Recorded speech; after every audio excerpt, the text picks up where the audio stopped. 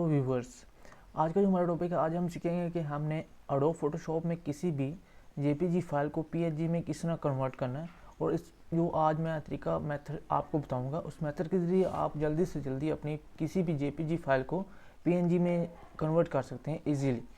जो मेथड मैं आपको बताने जा रहा हूँ, उस मेथड के ज़रिए सबसे पहले आपने अपनी जो फाइल जिसको आप जेपीजी में पीएनजी में कन्वर्ट करना चाह रहे हैं, उसको आपने एडोब फोटोशॉप में ओपन करना है। आपने एडोब फोटोशॉप ओपन करने के बाद आपने फाइल के ऑप्शन पे क्लिक करना है। इधर क्लिक करने के बाद आपने ओपन करना है ओपन।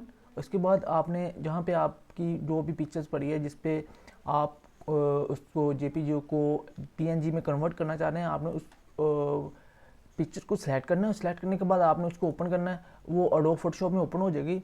उसके बाद आपने इरेजर टूल में एक टूल होता है मैजिक इरेजर टूल। इस टूल के यूज़ के बाद आप किसी भी जेपीजी फाइल को पीएनजी में इजीली कन्वर्ट कर सकते हैं।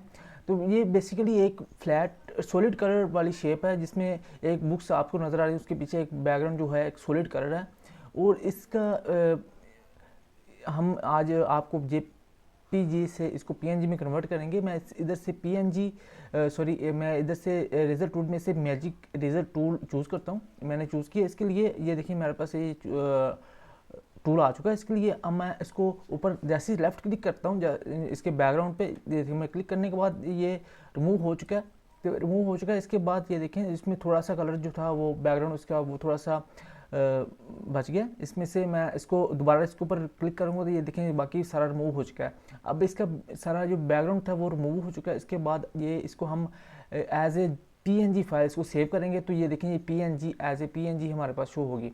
मैं इसके फाइल पे क्लिक किया। इस फाइल पे क्लिक करने के बाद मैं इसको सेव एज, इसके बाद आपने नीचे से ऑप्शन चूज़ करना है, फॉर्मेट इसका रखना है जो आप रखना चाह रहे हैं। जैसे कि हम इसका पीएनजी फाइल का इसका फॉर्मेट रखना चाह रहे हैं, तो इधर से मैं इसको पीएनजी सेलेक्ट करूँगा। ये देखें ये इधर से मैं पीएनजी सेलेक्ट किया। इधर मैं इसको अपने डेस्कटॉप पे सेव करना चाह रहा हूँ, तो मैं इसको डेस्कटॉप पे सेव करता हूँ।